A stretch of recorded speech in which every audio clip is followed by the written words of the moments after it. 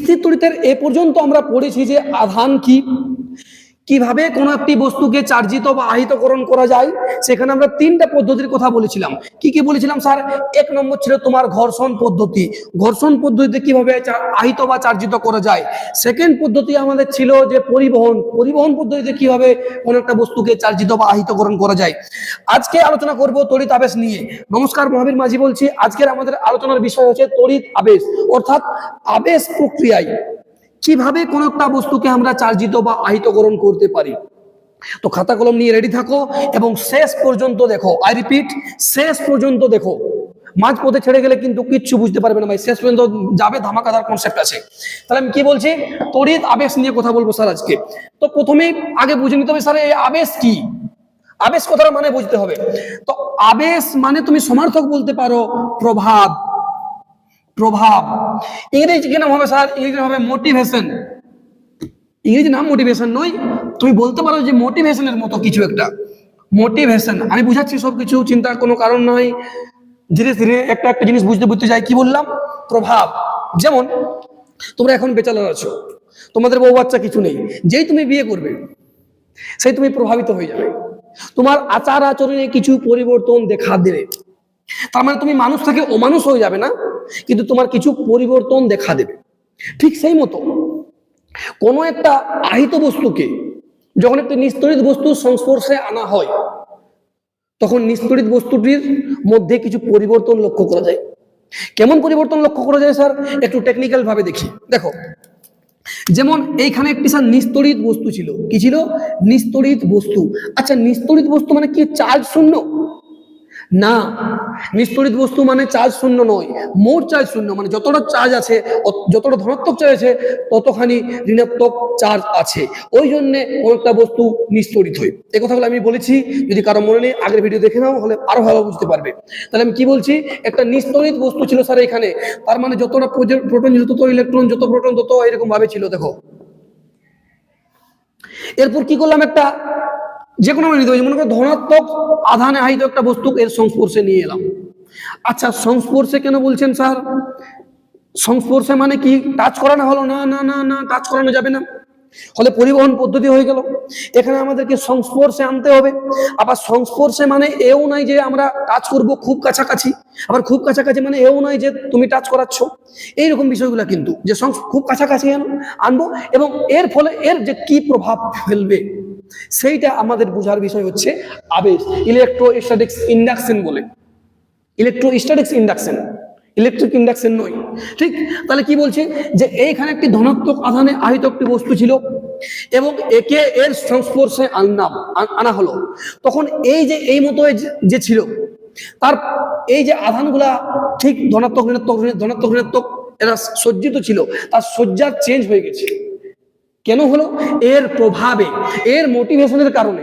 যেমন তুমি কাউকে দেখে হট করে মোটিভেট হয়ে যাও, কেউ তোমার জ্ঞান দিয়ে দিল, ইউটিউবে এসে, এখন তো জ্ঞানের ভান্ডার, ইউটিউবে যেতে আসছে, তোমরা আমাদেরকে সায়েন্স নেওয়া উচিত নয়, 11-এ 4 ঘন্টা পড়ো, 12-এ 8 ঘন্টা পড়ো, এরকম ধরনের বিভিন্ন লোক জ্ঞান দিচ্ছে। তুমি দুদিন ভালোই জ্ঞান পালে, তারপর তুমি বিরাট মোটিভেট হও, স্যার আমি আজ থেকে 8 ঘন্টা পড়বো। তারপর দুদিন তোমার ভূত উঠে যায় দুদিন পরে। কেন?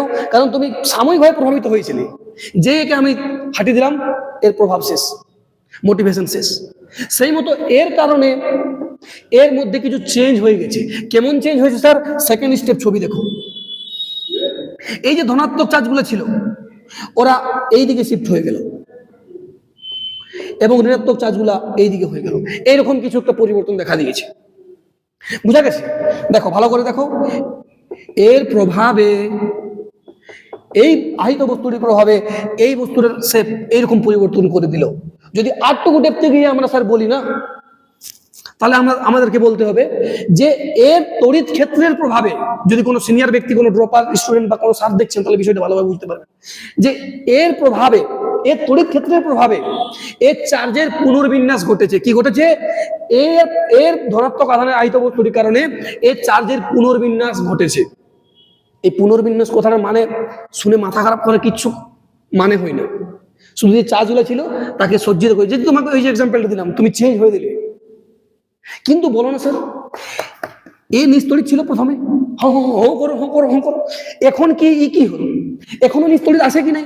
এখনো নিস্তড়িত আছে কি নাই? এখনো স্যার নিস্তড়িত আছে। আগেও নিস্তড়িত ছিল, এখনো নিস্তড়িত আছে। সেই তোমাকে বললাম তুমি মানুষ ছিলে, এখনো মানুষই আছো, কিন্তু কি হয়েছে তোমার কিছু আচার আচরণ হয়েছে, পরিবর্তন হয়েছে। কেন? কারণ তোমার বউ চলে এসেছে তোমার সামনে। ঠিক, তাহলে এর কি হলো স্যার? এ এখনো নিস্তড়িত আছে, এখনো নিস্তড়িত আছে। এর কিউ এখনো জিরো। কিউ জিরো মানে আধান জিরোটা নয়, মোট আধান যত ধনাত্মক এখনো নিস্তড়িতই আছে।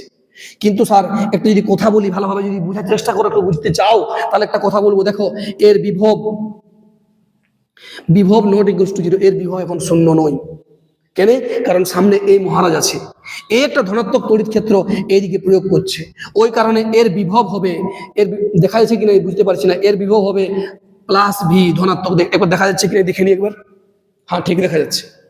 তাহলে এই বস্তুটার বিভব এখন কি হয়ে গেল? ধনাত্মক। কেন ধনাত্মক কেন হলো স্যার? কারণ এ আছে। কিন্তু মনে রাখবে, এ আগে নিস্তড়িত ছিল, এখনো নিস্তড়িত আছে। ঠিক, এবার বুঝো ভালো করে। এবার এই ছবিটাকে আমি আরেকবার লিখছি এই দিকটাতে, দেখো। আরে বুঝো রে, পড়াশোনা শুরু করেছিল নাই? আগের ভিডিওগুলো দেখো, ভালো করে মন দিয়ে হর একটা জিনিস বুঝো। আর সব থেকে বেস্ট কন্টেন্ট দিচ্ছি ভাই তোমাদেরকে, মিলিয়ে নিও না। এতে তোমরা চাহে অনলাইনে দেখো, চাহে অফলাইনে দেখো, এর থেকে লেটেস্ট কন্টেন্ট কোথাও হবে না, প্রমিস করছি। তাহলে কি বলছি, যে এই সিনারিটা আমি একবার আঁকছি, দেখো। ঠিক,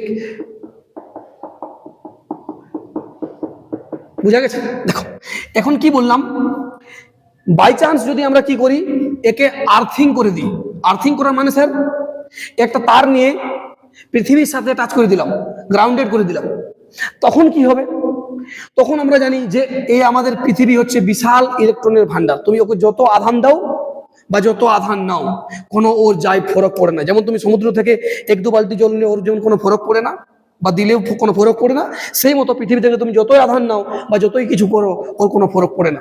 তো যখন আমরা গ্রাউন্ডেড করে দিলাম, আর্থিং করে দিলাম, কার সাথে? ভূপৃষ্ঠের সাথে, তখন কি হবে? তখন এদিক থেকে ইলেকট্রন গিয়ে এগুলাকে প্রশমিত করে দিবে, এই ধনাত্মক চার্জগুলাকে। ধনাত্মক চার্জগুলো কি করে দিল স্যার? প্রশমিত করে দিল। কেন স্যার? ইলেকট্রন কেন গেল? ধনাত্মক গুলা কি এদিকে আসতো না? না, মনে রাখবে, ধনাত্মক গুলা এদিকে আসে না, ইলেকট্রন গুলা এদিকে গেছে। কারণ স্যার ইলেকট্রন কোন দিক থেকে কোন দিকে যায়? হ্যাঁ বলো, লো পোটেনশিয়াল থেকে হাই পোটেনশিয়ালের দিকে, নিম্ন বিভব থেকে উচ্চ বিভবের দিকে যায়। বুঝা গেছে? সেই কারণে ইলেকট্রনগুলো এই দিক গিয়ে একে প্রশমিত করে দিল। ঠিক, তখন তাহলে স্যার এর মধ্যে কি বেঁচে রইল? এখন শুধুমাত্র ইলেকট্রন বেঁচে আছে এখানে। কি আছে? শুধুমাত্র ইলেকট্রন বেঁচে আছে এখানে। এখন যদি তুমি এটাকে হাঁটিয়ে দাও, আচ্ছা তার আগে বলি, বলো এখন এর বিভব কত? এখন এর বিভব শূন্য। কেন? কারণ তুমি ভূপৃষ্ঠের সাথে টাচ করেছো। মনে রাখবে বস, যখন ভূপৃষ্ঠের সাথে কাউকে টাচ করানো হয়, তখন তার বিভব শূন্য হয়েই হয়। গল্প ক্লিয়ার কি নাই বলো? ঠিক, তাহলে কি আধান কি হলো স্যার? এখন কি এর মোট আধান কি হলো বলুন না? এই যে কিউর গল্প করছেন আপনি, এখন কি এর আধান শূন্য? না, এখন আধান শূন্য নয়, এখন আধান শূন্য নয়। আধান কেমন স্যার? এখন আধান হচ্ছে তোমার -v, নেগেটিভ আধান। এবং তুমি যদি এই বস্তুটাকে হাঁটিয়ে দাও, এই বস্তুটা যদি তুমি হাঁটাও, যে আহিত বস্তুটি ছিল, তাহলে শুধুমাত্র এর কাছে এখন এটাকে যদি তুমি হাঁটিয়ে দাও, তাহলে শুধুমাত্র কি পেলে বলো? শুধুমাত্র একটি ঋণাত্মক আধানে আহিত বস্তু তুমি পেয়ে গেলে। কিন্তু মনে রাখো, একটা ভালো কথা বলছি, শুনো, আবেশের এত দম নাই যে আধান চেঞ্জ করে দেবে। তাহলে কি করে? শুধু সজ্জাটার পরিবর্তন করে দেয়। বুঝা গেছে কি নাই? আবেশের এত দম নাই যে আধানের পরিবর্তন করে দিবে। কিন্তু মনে রাখো যে আবেশের ফলে দুটা বস্তুর মধ্যে সমপ্রকৃতির বিপরীত আধান তৈরি হয়। এই কথাটা লিখে দেবে। আবেশ প্রক্রিয়ায় সমপ্রকৃতির বিপরীত আধান দুই দিকে তৈরি হয়। আধান কিন্তু এখনো কনজার্ভ আছে, আধানের সংরক্ষণ নীতি কিন্তু এখনো মানছে। বুঝা গেল বলো? আবেশের কনসেপ্ট বুঝা গেল কি নাই? তাহলে কি বললাম, যে কোনো একটা আহিত বস্তু ভাবে একটি নিস্তড়িত। আচ্ছা, এই কনসেপ্টটা বুঝা গেছে কি নাই বলো? এখানে আধান শূন্য, আগেও নিস্তড়িত ছিল, এখন নিস্তড়িত আছে। এইখানে কিন্তু এখন ঋণাত্মক আধানে আহিত হয়ে গেছে, দেখো শুধুমাত্র এখানে ইলেকট্রনগুলো আছে। তাহলে this is the whole process is called electrostatic induction, তড়িৎ আবেশ। ঠিক, যদি কাহিনী বোঝা গেছে তাহলে আমি একটু মেশাচ্ছি, তারপর অঙ্ক করাবো। কেউ পালাবে নাই, কেউ পালাবে নাই, কেউ পালাবে নাই, ভালো ভালো অঙ্ক আছে, ধৈর্য ধরে বসে থাকো 1 সেকেন্ড। চলো তোমরা অঙ্ক করার জন্য রেডি আই থিঙ্ক। তাহলে চলো আবেশ থেকে অঙ্ক করি কিছু। হ্যাঁ, যেমন দেখো, মনে করো আমি দুটি ধাতব পাত নিয়েছি। কেমন স্যার? ধাতব পাত এই মতো, ভালোভাবে, এই হচ্ছে তোমার একটি ধাতব পাত, আর একটি ধাতব পাত এই মতো নিলাম, এই মতো। আমি দেখাচ্ছি ভালোভাবে তোমাদেরকে। দেখো আমার কাছে একটি কার্ড আছে এই মতো, এরকম দুটি ধাতব পাত এরকম ভাবে রাখানো আছে। কল্পনা করো, কল্পনা করো ভালোভাবে। এরকম যখন দুটি ধাতব পাত রাখা আছে, তারপর আমি কি করলাম, মনে করো এখানে প্লাস কিউ পরিমাণ চার্জ আছে, এখানে প্লাস 2 কিউ পরিমাণ চার্জ আছে।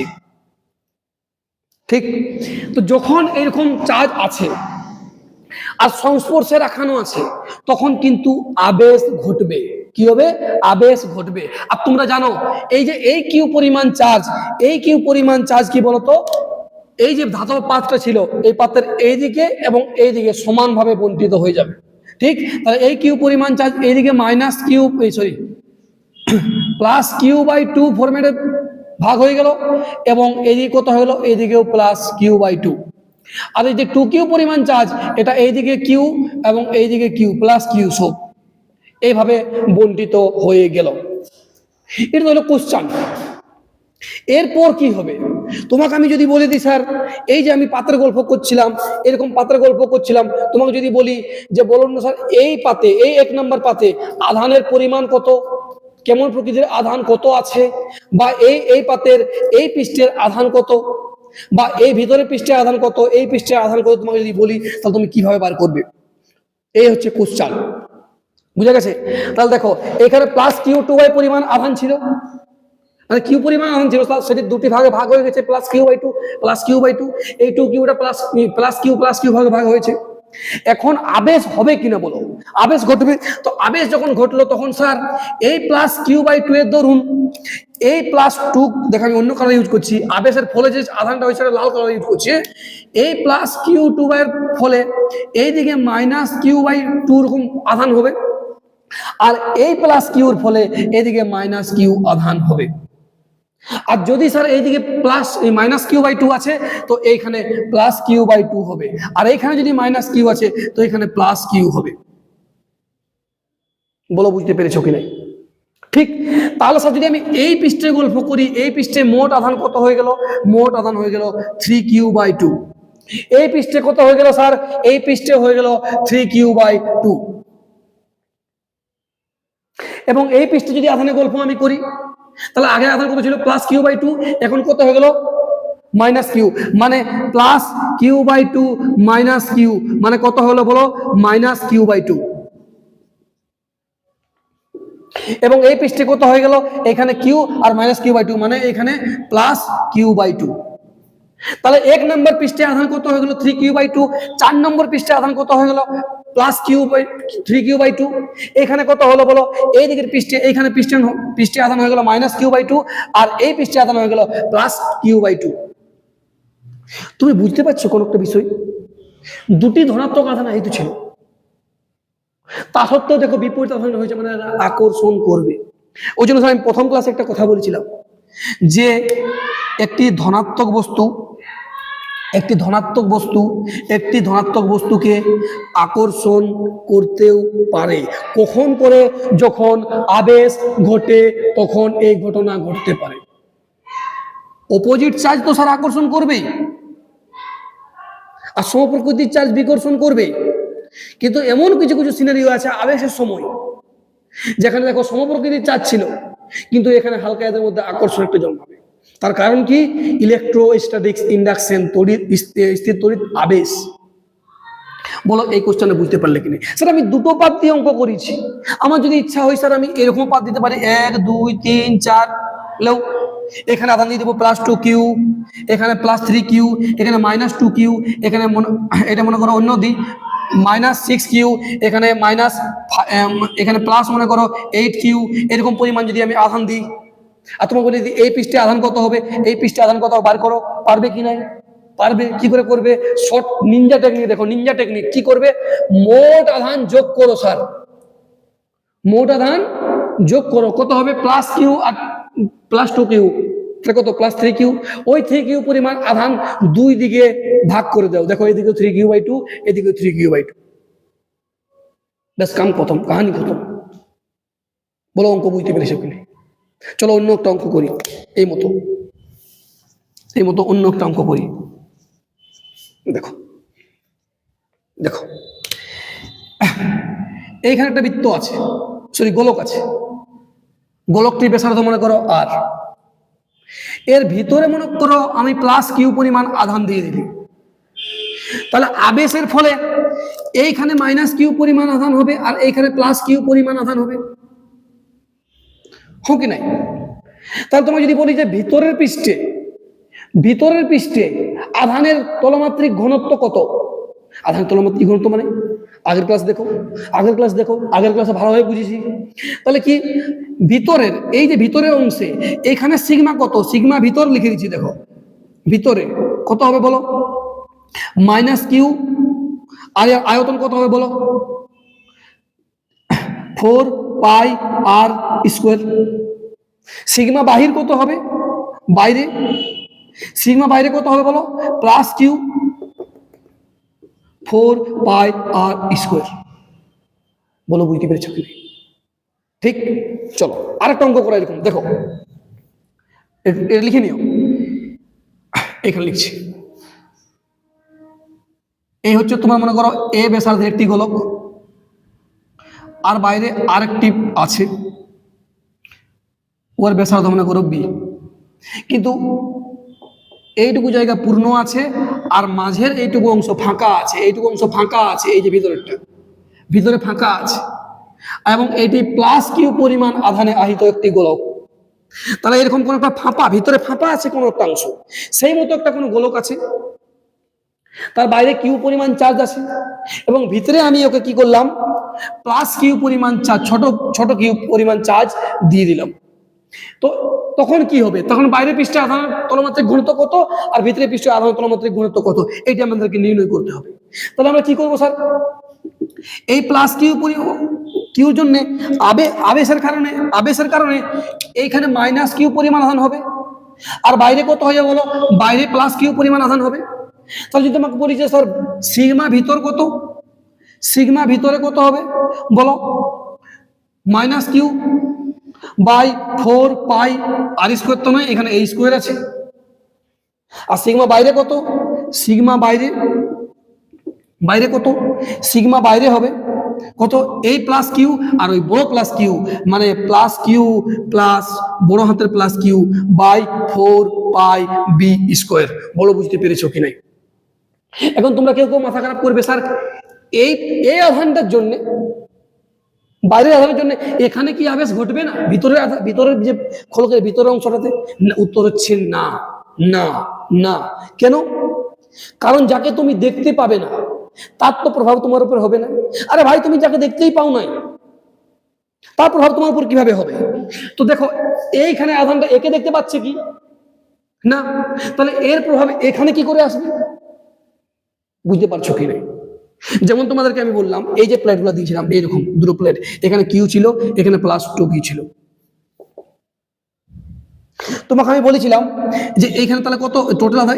এখানে আমাদের হতে ছিল যে +3q/2। এর কারণে এখানে কি কোনো আবেশ ঘটবে না? কেন? এ কারণ একে দেখতে পাচ্ছে না। আর মনে রাখবে, আবেশ তারই ঘটে যে যাকে দেখতে পাই। বুঝেছো? চলো, থ্যাংক ইউ।